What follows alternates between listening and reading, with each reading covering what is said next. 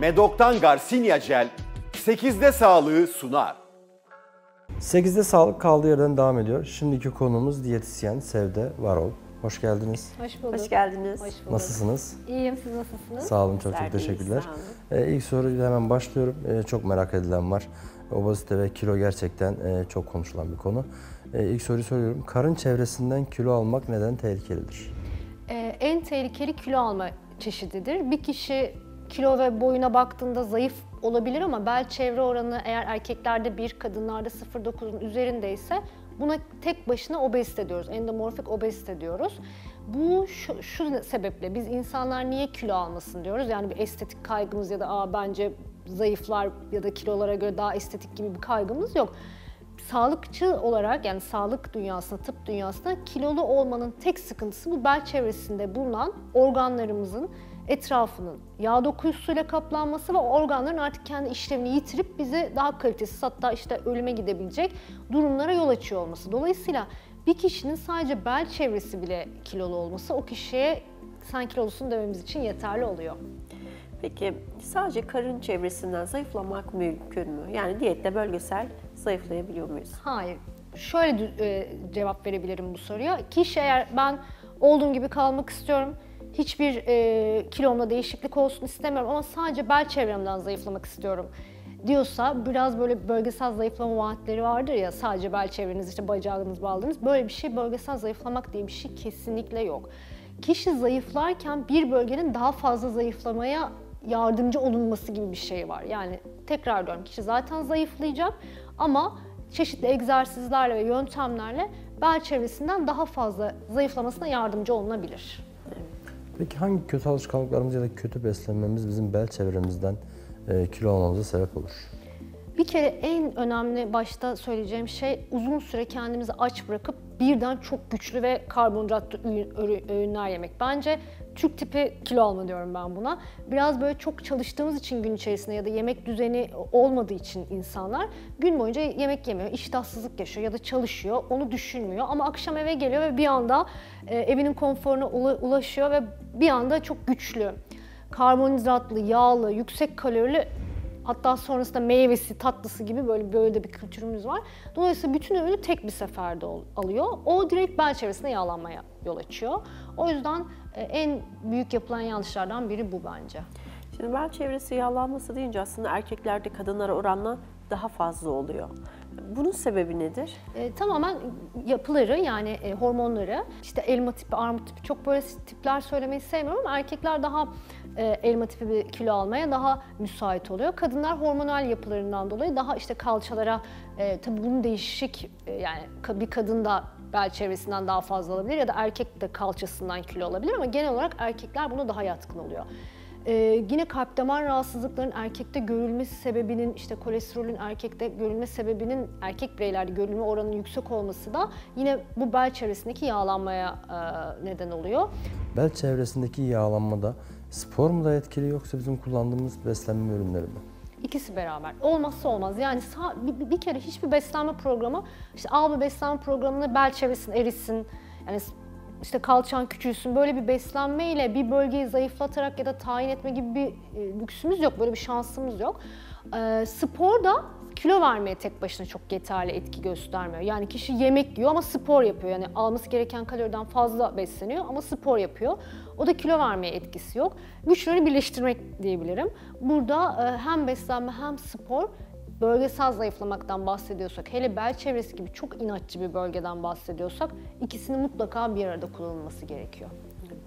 Peki şimdi şöyle, son olarak bel çevresi yağlarından kurtulmak için izleyicilerimize tavsiyeleriniz neler olur?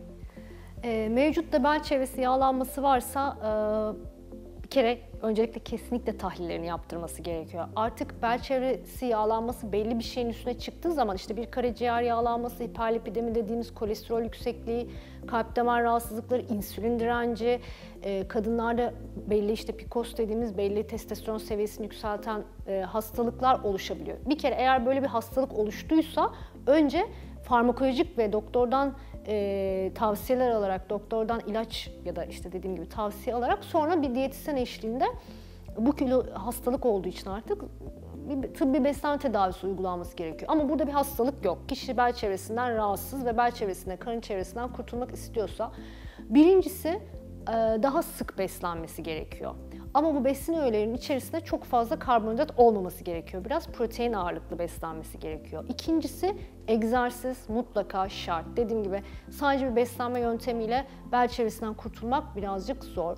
Üçüncüsü bol su içmesi gerekiyor. Yine bağırsakla ilgili bir problem varsa bunu gideriyor. Ben bir de daha probiyotik içeren işte kefir, probiyotikli yoğurtları falan da çok tavsiye ediyorum. Onlar da yine gaz, şişkinlik gibi şeyler varsa onları gitmesine neden oluyor. Peki şimdi Sevda Hanım, hani bölgesel incelme dediğiniz gibi hakikaten de bir diyetle yapmak zor olabiliyor. Bazen spora da vakit olamayabiliyor. Bazı durumlarda cihazlardan da destek almak gerekiyor.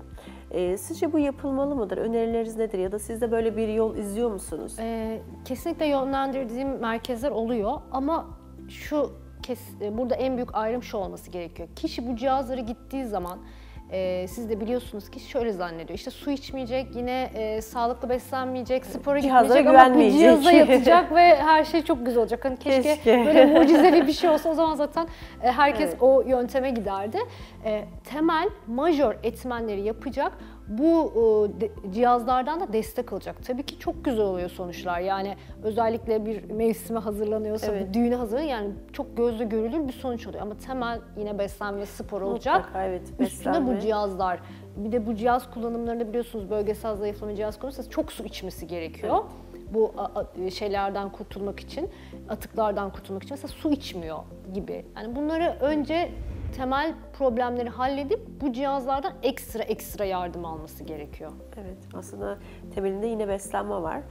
Ben de danışanlarıma aynı şeyi söylüyorum. Lütfen cihazlara güvenmeyin sadece. Çünkü bir de sizin işinizi de çok zorlaştırıyor. Yani aslında hiçbir şey yapmıyor ve hani lütfen... Tamamen cihazla kurtulacaklarını söylüyor ama cihaz tamamen destektir. Destektir. Yine kesinlikle. bir beslenme çok güzel bir temelinde destektir. var. Evet. Bir kere çok büyük bir motivasyon. Çünkü 5-10 seansta çok gözle görünür ciddi bir anlamda, etki alıyor. O da daha işte spora ve beslenmeye ya da bu cihazlara devam etmede motive olmasına neden oluyor. Evet, diyette de keyif alıyorlar. Kesinlikle çok büyük bir destek ama yani dediğim gibi hiçbir şey yapmayacağım ve ben bir koltuğa yatacağım ve o cihazlarla böyle bir sonuç alacağımı beklemek tamamen hayalcilik olur. Evet, haklısın. İşte hep bel çevresinden konuştuk. Yine oradan devam edelim. Danışanınız geldi, bel çevresinde diyetle, cihaz destekli istediği görünümüne kavuştu. Sonraki süreçte yine kilo almayı, yani beslenmesine dikkat etmediği sürece yine bel çevresinden mi alır? Yani bu bir genetik yatkınlıktan dolayı mıdır? Sadece oradan değil mi? Yine aynı yerden. Genetik yatkınlık kesinlikle kilo alma yöntemimizi, çeşidimizi, bölgemizi çok etkiliyor. Mesela hızlı kilo almak, bir bölgeden kilo almak, zor kilo almak, bunların hepsi genetikle ilgili. Ama zayıflarken bunun hiçbir etkisi çok yok. Duyarız ya böyle, göbeğim var, diyet yapıyorum ama hep yüzüm gözüm çöküyor ama göbeğimden kurtulamıyorum. %100. Evet. Yani peki nasıl bir yol izlenebilir? Yöntemler var. Kilo almak için ama göbek çevresinden değil. Yani var mı böyle bir yöntem? Bir kere kesinlikle beslenme ve spor, yani beslenme desteği ve sporla beraber kilo alması gerekiyor. Çünkü sadece sağlıksız gıdalar alıp işte belli bir kalorinin üstünde alırsa zaten o yağ dönüştüğü için, ama kasa dönüştürebileceği bir besin ve bu şekilde bir spor yaparsa zaten mümkün değil bel çevresinin yağlanması.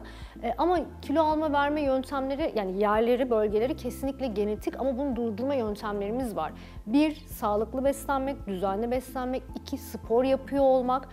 3 yine mesela cihazlardan yardımcı olabilir çünkü lifting özelliği sağlayan. 4 supplement kullanımı işte, ama kesinlikle uzmana danışarak işte kolajen kullanımı, probiyotik kullanımı, bunlar da yine belli bölgelerin daha diri olup belli bölgelerin daha kolay verilmesini sağlıyor. Bu gibi yöntemlerle sağlıklı istediğimiz bölgelerden zayıflayıp ya da kilo alabiliyoruz. Aslında isteğimiz ne olursa olsun, hangi uygulamayı yapacak olursak olalım, tek bir işlemle değil de birbirine destekleyen işlemleri kombinlemek en güzeli, en sağlıklısı belki de. Sac ayağı diyoruz yani ne kadar çok multifaktöriyel bir yere getirsek, multidisipliner olursak hem sadece beslenmede değil, bu çünkü diyetisyene de haksızlık oluyor, işte güzellik uzmanına da haksızlık oluyor, doktora da haksızlık oluyor, antrenöre de. Bunların hepsini beraber kullandığımız zaman gerekirse bir psikoloğa gitmek, yani eğer bir psikolojik... Doğru zamanda doğru işlemlerle. Doğru desteği doğru uzmandan alıyor olmak bu kesinlikle diğer uzmanların da işini çok rahatlatıyor. Çok çok teşekkürler Ben değerli teşekkür bilgileriniz için. ederim. Ağzınıza sağlık. 8'de Sağlık'ta bugün değerli konuğumuz diyetisyen Sevda Varol ile çok keyifli bir sohbet gerçekleştirdik. 8'de Sağlık tüm hızıyla devam ediyor. Medok'tan Garcinia Jel 8'de sağlığı sundu.